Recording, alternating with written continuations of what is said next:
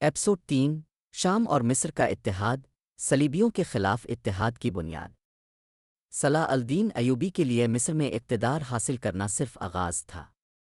ان کے سامنے ایک بڑا چیلنج یہ تھا کہ شام اور مصر کو متحد کر کے صلیبیوں کے خلاف ایک مضبوط محاذ بنایا جائے۔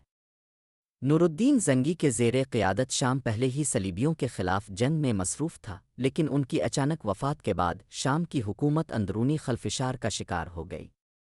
نور الدین زنگی کی موت اور شام کی حالت۔ 1174 عیسوی میں نور الدین زنگی کی وفات ہوئی، جس کے بعد شام کا اقتدار ان کے کمزور بیٹے الصالح اسماعیل کے ہاتھ میں آیا۔ نور الدین کی موت کے بعد شام کی طاقت کمزور ہونے لگی اور مختلف امراء نے اپنی خود مختار حکومتیں قائم کرنے کی کوشش کی۔ اس صورتحال نے صلیبیوں کو موقع فراہم کیا کہ وہ مسلمانوں کے خلاف مزید پیش قدمی کریں۔ صلاح الدین کو یہ بات سمجھ میں آ گئی کہ اگر شام اور مصر ایک دوسرے کے ساتھ نہیں ہوں گے تو صلیبیوں کو شکست دینا ممکن نہیں ہوگا۔ انہوں نے نور الدین کے مشن کو جاری رکھنے کا فیصلہ کیا اور شام کے حکمرانوں کے ساتھ سیاسی اور عسکری اتحاد قائم کرنے کی کوشش شروع کی۔ شام کی طرف مہم۔ صلاح الدین نے 1174 عیسوی میں شام کی طرف پیش قدمی کی۔ دمشق کے امراء نے بغیر کسی مزاحمت کے صلاح الدین کو خوش آمدید کہا، کیونکہ وہ ان کی دیانتداری اور صلاحیتوں سے پہلے ہی متاثر تھے۔ صلاح الدین نے دمشق میں اپنی حکمرانی قائم کی اور وہاں کے عوام کا دل جیت لیا۔ اس کے بعد صلاح الدین نے شام کے دیگر شہروں جیسے حلب اور حمص پر توجہ مرکوز کی، جہاں بعض مقامی حکمرانوں نے ان کی اطاعت کرنے سے انکار کیا۔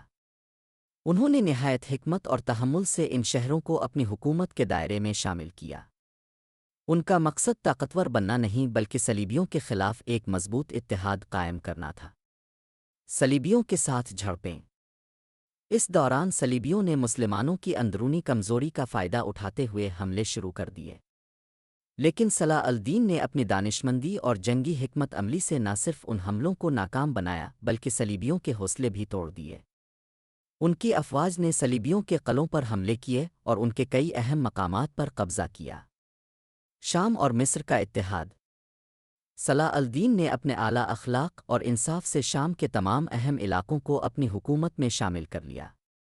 ان کا مقصد اقتدار حاصل کرنا نہیں بلکہ مسلمانوں کو ایک مشترکہ دشمن کے خلاف متحد کرنا تھا۔ شام اور مصر کے اتحاد کے بعد مسلمانوں کی طاقت کئی گنا بڑھ گئی اور اب وہ صلیبیوں کے خلاف ایک بڑی جنگ کے لیے تیار تھے۔ اتحاد کی بنیاد۔ صلاح الدین کے اتحاد کی بنیاد 3 اصولوں پر تھی۔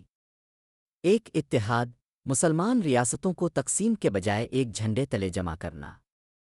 2 عدل و انصاف، عوام کے ساتھ انصاف کرنا اور ان کی حمایت حاصل کرنا۔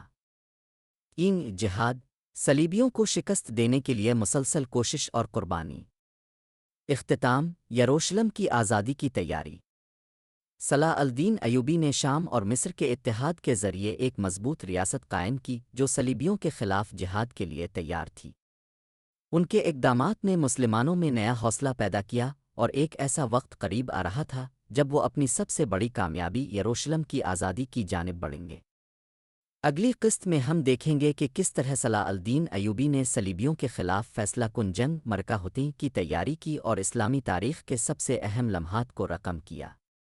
مزید اقساط کے لیے ہمارے ساتھ جڑے رہیں اور کہانی کے دلچسپ موڑ جاننے کے لیے سبسکرائب کریں۔